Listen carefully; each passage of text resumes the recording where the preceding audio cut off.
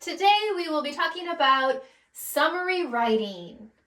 So when writing a summary about a book, we have 4 easy steps you can follow for success. Follow these every time and it'll be easy peasy lemon squeezy.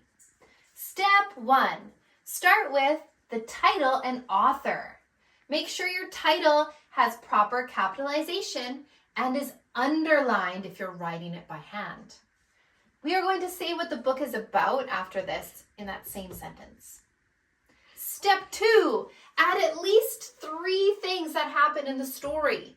You can choose your 3 favorite plot points.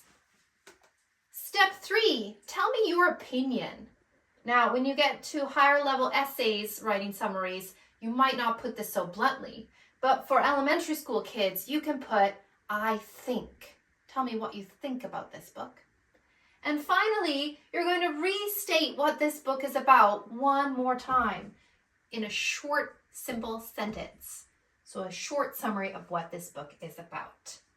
So I'm going to show you an example for this book, Judy Blume's Tales of a Fourth Grade Nothing. Tales of a Fourth Grade Nothing by Judy Blume is a realistic fiction story about a boy named Peter Hatcher. Peter's little brother Fudge always causes problems. He tries to fly like a bird and falls off the playground, smashing out his 2 front teeth. He also tries to touch the screen at the movies because he thinks the bears are real. Everyone thinks he is missing and they stop the movie to look for him. At the end, he even eats Peter's pet turtle, Dribble.